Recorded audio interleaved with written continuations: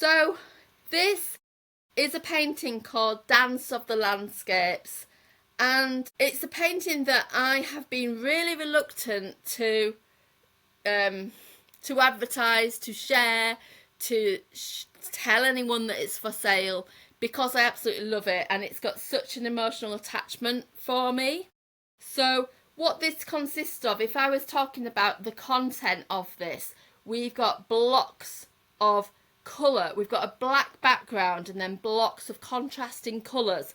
Some shades of purple blended in with different lighter lilacs, different dark and light shades of blue. We've got paint being scratched into it so you see the lines. We've got a big kind of sweeping mark across here, almost like spiky but then curved.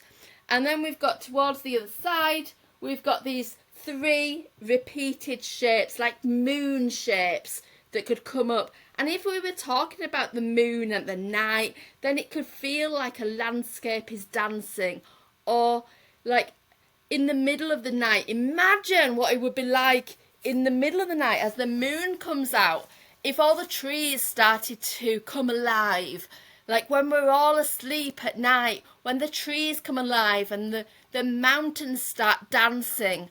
And this was the energy that I kind of really felt when I was creating this, something that felt like an abstract painting. However, there's movement in that and an energy that just holds without loss over time. So I created this painting, Dance of the Landscapes, in, let me say, 13. Wow.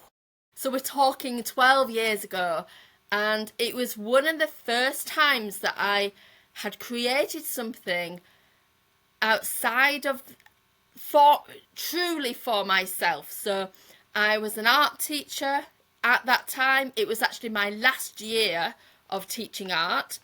I was off sick, recovering from an operation.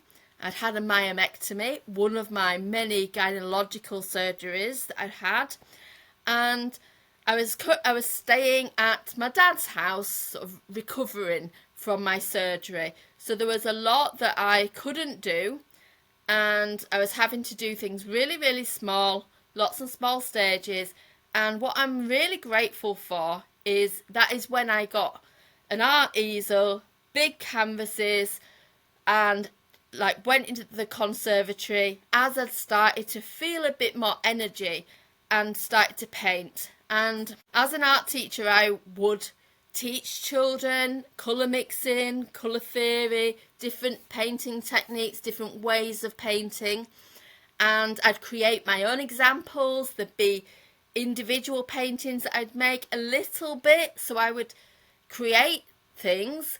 However, this was one of the very first pieces that where I wasn't making the art for the children, for the students, like as an example piece or anything like that.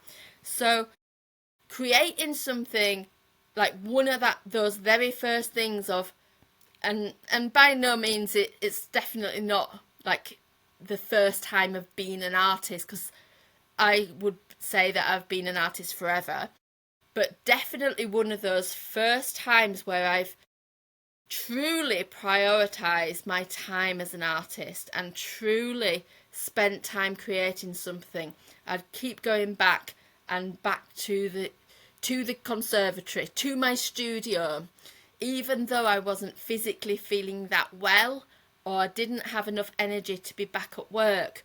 So actually the fact that this is 12 years old and the paints and the colours are just as fresh as they were back then, it's like the quality's there and the energy and the movement and I suppose the vibe from it is just as present and timeless, really. So that is why I kind of feel so attached to it and so grateful for it.